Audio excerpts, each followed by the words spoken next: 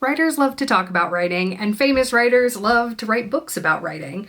But are those writing books actually helpful to people who want to get better at writing? For those of you who don't know me, my name's Sam. I'm a romance author based in the UK, and I'm going to do a little bit of a series where I try to answer that question. And today we are talking about Bird by Anne Lamott.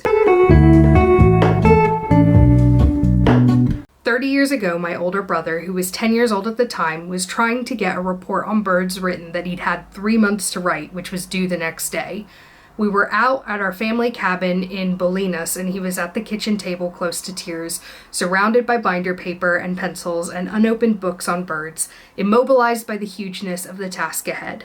Then my father sat down beside him, put his arm around my brother's shoulder, and said, "Bird by bird, buddy, just take it bird by bird." The quote alone, I feel like I could change my life around, especially for someone like me who gets really overwhelmed by big tasks and breaking them down. It feels maybe a little bit oversimplified, but also very inspiring to sort of think of it in that way. So I was really intrigued by that. It does call it a modern classic and say it's an essential volume, but unlike some of the other writing books that I've read and will be reviewing, I had never heard of it or known anyone who had read it or recommended it to me, but I picked it up anyway. I wasn't quite sure what to expect, whether it was going to be more practical writing advice or more of a memoir, but I thought either way, it'll be interesting.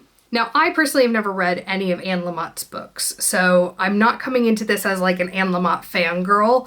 I've got very little context other than what I've heard about her in the cultural zeitgeist. But I have got to say, this book was amazing. When I finished it, I had written down so many notes and highlighted so many quotes that I just knew I was gonna have to go back and reread it at some point. The best kind of memoirs on craft tend to be ones that combine the memoir elements with more practical elements. And the first half of it I felt like wasn't as practical as I would have wanted it to be. But in the second half, there was a lot of stuff that felt really, really useful. And not just to people that are just starting out in writing, not just to people who are really established in their writing, but really to anyone. I think that the advice is maybe a little bit more philosophical than it was practical at times, but it felt practically applicable, and I think that's what's important. I'm gonna share some of my favorite parts of the book with you, because I think even if you don't want to pick up the book, there is some really amazing advice in here. One of the chapters in this book is all about writing groups, and basically the importance of having peers as a writer to review your work, but also to support you and help you feel that sense of camaraderie in the writing journey. Helping you come to grips with the idea of being vulnerable enough to share something as personal as you're writing with other people, and how to do that in a way that's respectful to the fact that those other people are also being really vulnerable. When you're looking at something like trying to find writing peers in a writing group, it can be really difficult to be the first person to put their hand up and say, you know what, I'll share. And I love this idea that like embracing that vulnerability and shirking that need to protect yourself at all costs is what's going to allow you to create that community and to create that sense of camaraderie that you need so much as a writer. Writing is such a personal and solitary act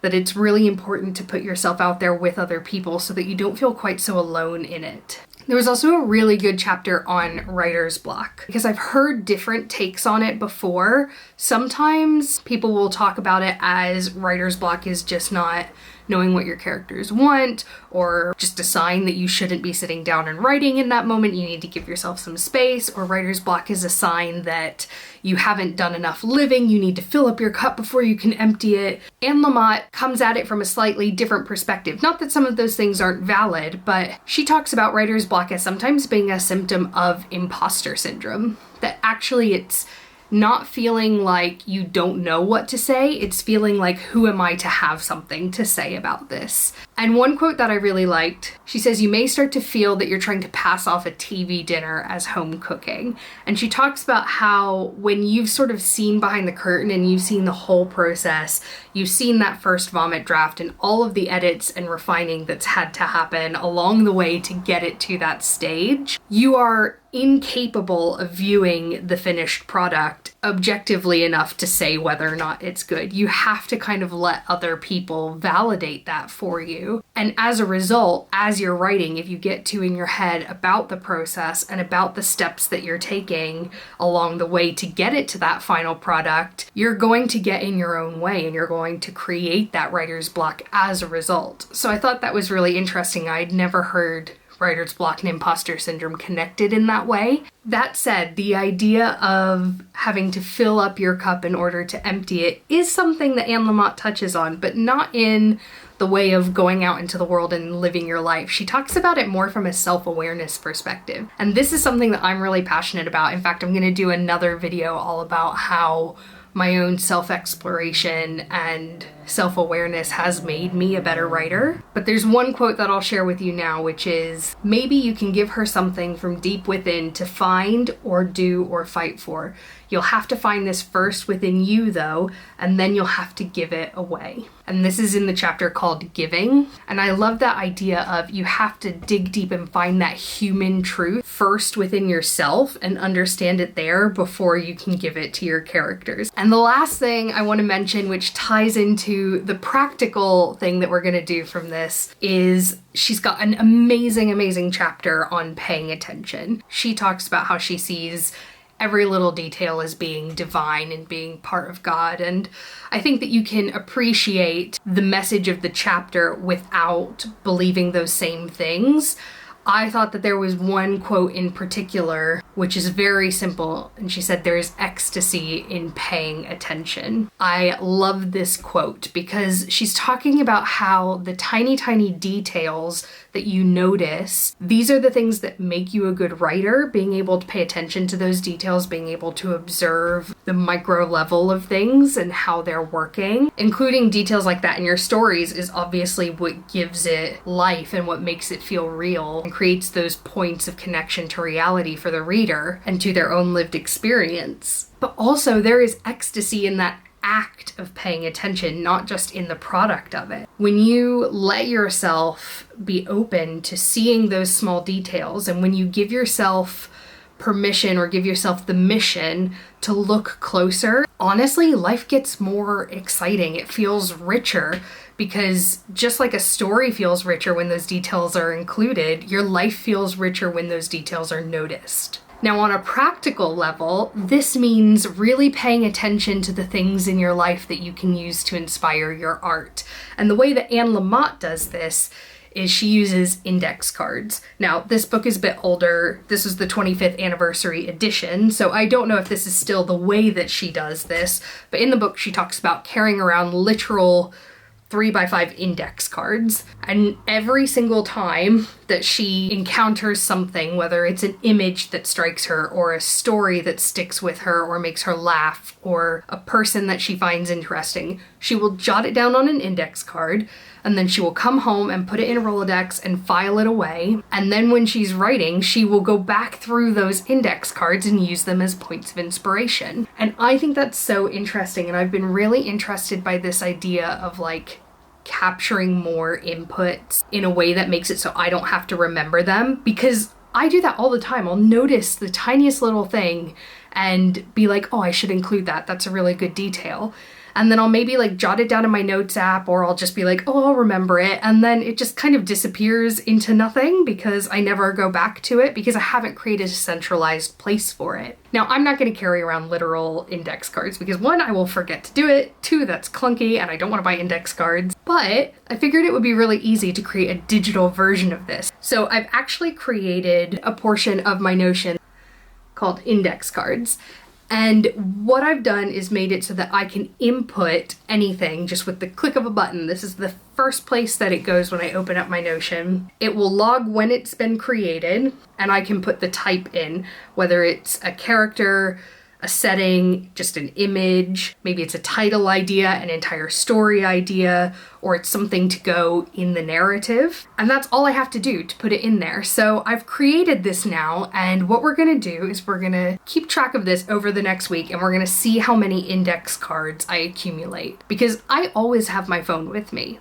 All the time. So what we're gonna do is we're gonna have my phone with me for the next week, and anytime I have a point of inspiration, I'm going to add it to my Notion board, and we're going to see what we've got at the end of a week. For the book Bird by Bird, I would give this 4 out of 5 stars. There are a lot of really dated things and a few things that feel a little bit jarring coming from like a straight white woman with dreadlocks. Like when she talks about imposter syndrome being the tool of the oppressor. Understand that in theory, but like straight white woman talking about being oppressed feels like a little bit tone deaf, but again, trying to remember that it is an older book. So 4 out of 5 stars. I do think that this is a book I would recommend to any writer. So definitely pick up Bird by Bird and let's see what we can do about these index cards.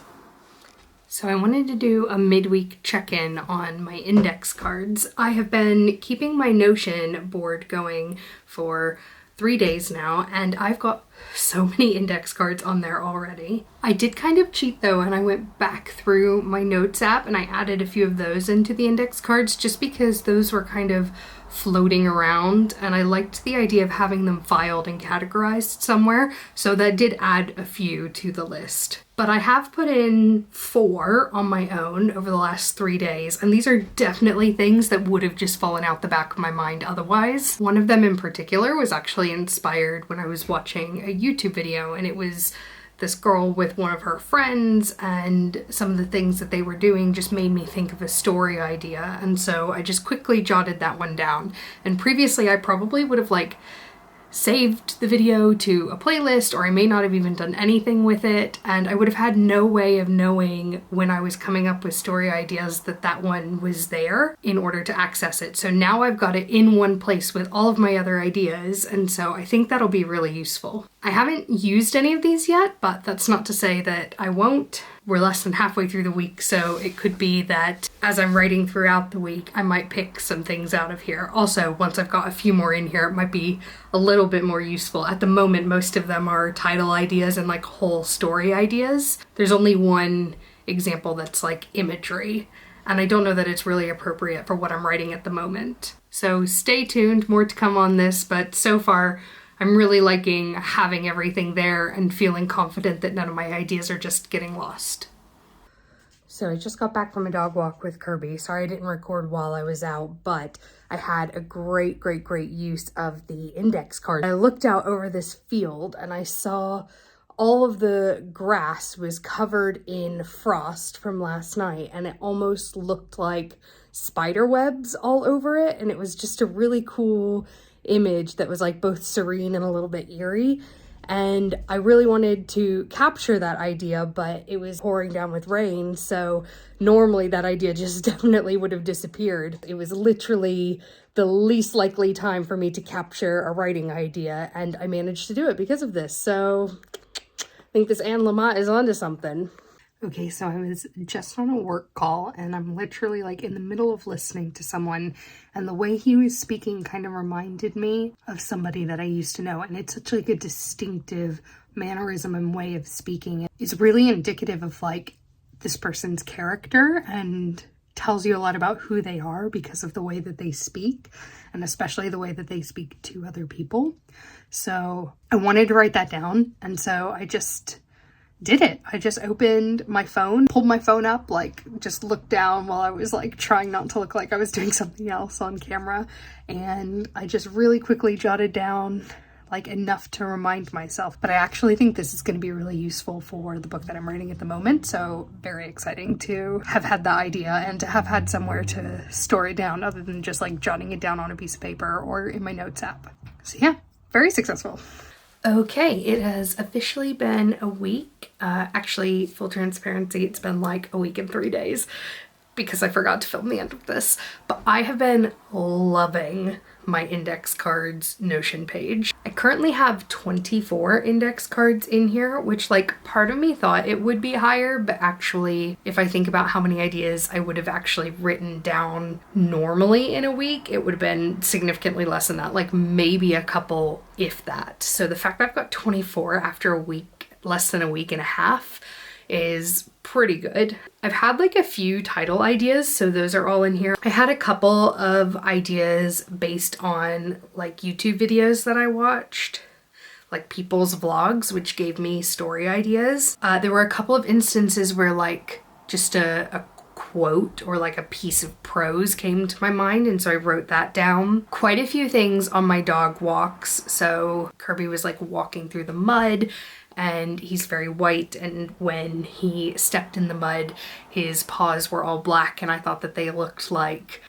they'd just been dipped in an inkwell or something. And so I wrote that image down as well. At one point I was like sitting behind someone, and they had a glass sat on the ground under their chair, and it was this pink glass with like carved patterns in it, and it created this like mandala pattern on the ground because of the way the light was shining into it, and I thought it was just really cool, and I wrote that down as a piece of imagery, and several just like full story ideas. So yeah, I definitely think that that was successful. I will absolutely be maintaining this. I use Notion for quite a few things in my life, and like inputting things that I find that are inspirational to me, so it is something that I'm already used to doing. If you're more used to keeping like a notebook, that might be better. I think that the important thing though is having a way to file these things away so that you can access them later, because if you don't, there's no point in writing them down, right? You're not going to remember them. The whole point is to make it easier for yourself when you go to write later on, because you'll have this stash of ideas available to you. So whether it's digital or analog that works better for you, I would definitely recommend that you find some way to put this method into practice. As well, I do highly recommend the book Bird by Bird by Anne Lamott. Was it perfect? No, but did I find it incredibly relatable and inspirational, and it turns out quite practical? Yes. I've got several more of these lined up, and in fact next I'm going to be tackling On Writing by Stephen King. So if you don't want to miss that, don't forget to hit subscribe, and I will see you next time. Bye bye.